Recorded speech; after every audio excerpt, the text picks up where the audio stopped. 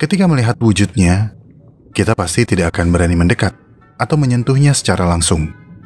Pertama, karena kita nggak tahu binatang apa ini.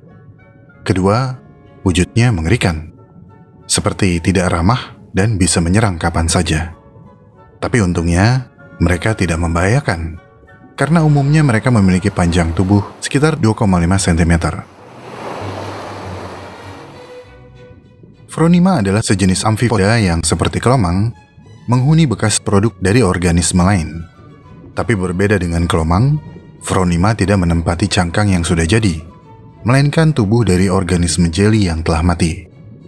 Seperti sengaja masuk ke dalam gentong. Mungkin kalau Nenek Sartika tahu, beliau akan tanya, siapa yang masukin krustasea ini ke dalam gentong? Oh, masih hidup loh. Siapa yang masukin ke gentong, kata gua. Spesies krustasea amfipod yang berbeda memiliki spesialisasi dalam menangkap dan memangsa organisme jeli tertentu, seperti siphonophore, salp, dan ubur-ubur. Phronima spesialis memangsa organisme jeli bertubuh tabung seperti gentong. Mereka memotong, mencabik mangsanya dengan cakarnya yang tajam, memakan sebagian tubuhnya, dan menggunakan sisa tubuh mangsanya yang seperti tabung untuk membuat perlindungan mereka sendiri. Kalau dilihat-lihat, mirip water wheel ya. Phronima sedentaria adalah spesies terbesar dan paling melimpah dalam famili Phronimidae. Dimorfisme seksual tercermin pada antena jantan yang lebih panjang dan menonjol dibandingkan dengan antena betina yang lebih pendek. Perbedaan ukuran antara jantan dan betina juga cukup jauh. Betina biasanya berukuran panjang hingga 42 mm, sedangkan jantannya hanya sepanjang 15 mm. Dalam hal visual, Phronima memiliki sistem optik yang kompleks, yang melibatkan penggunaan dua set mata menjemuk. Kedua set tersusun dari beberapa crystal cone atau kerucut kristal untuk memproses informasi visual area di sekeliling mereka. Satu set menghadap ke bagian bawah, dan satu set lain menghadap ke bagian atas. Seperti kelomang, Phronima akan mencari tabung jeli yang lebih besar. Mereka akan berpegangan pada laras dalam tabung dengan cakarnya yang tajam dan berenang dengan kaki belakangnya atau swimmeret mereka yang panjang.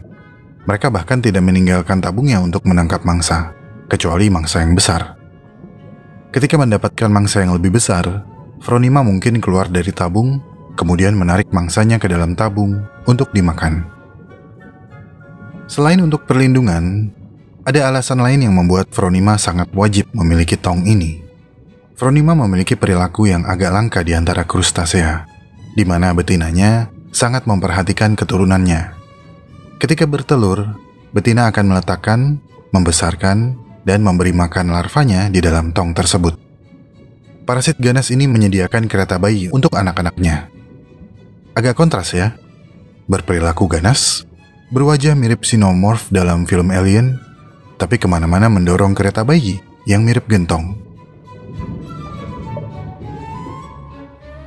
Simbiosis antara Phronima dan salp menimbulkan beberapa pertanyaan kunci. Apakah semua Phronima membunuh salp dan menjadikannya parasitoid?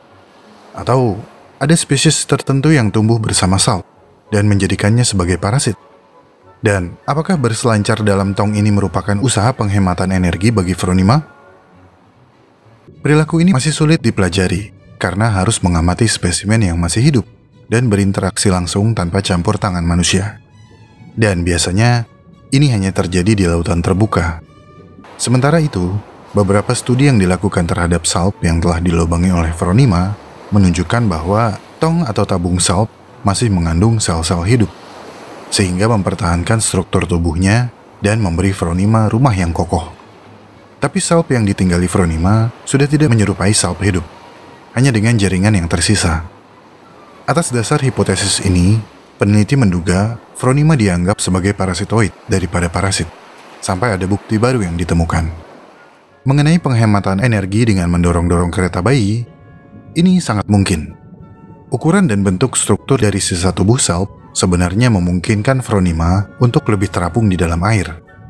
Penggunaan energi keseluruhan oleh Phronima memang lebih tinggi dibandingkan kerabatnya yang menghuni dasar laut. Tapi jika dibandingkan dengan sepupu mereka di perairan terbuka yang tidak berada di dalam tabung, Phronima lebih unggul. Mereka hanya perlu mendorong menggunakan swimmeret mereka tanpa harus menyentakkan ekor mereka. Ini menunjukkan bahwa Phronima telah beradaptasi dengan ceruk unik yang memungkinkan mereka melakukan perjalanan di perairan terbuka dengan membawa anak-anak mereka sambil mengakses sumber makanan baru tanpa kesulitan yang berarti. Meskipun gentong tersebut menyediakan rumah aman bagi Phronima betina dan keturunannya, Phronima jantan diketahui juga memiliki perilaku yang sama. Nah, pertanyaannya, jika keduanya berada di dalam gentong, bagaimana mereka bisa kawin? Siapa yang keluar duluan dari gentong? Ini masih menjadi misteri, dan para peneliti masih mempelajari perilaku-perilaku lain dari amfipoda buruk rupa, namun penyayang anak ini. Di lain sisi, salp, organisme jeli tabung yang menjadi incaran Phronima, sudah dipelajari lebih mendetail.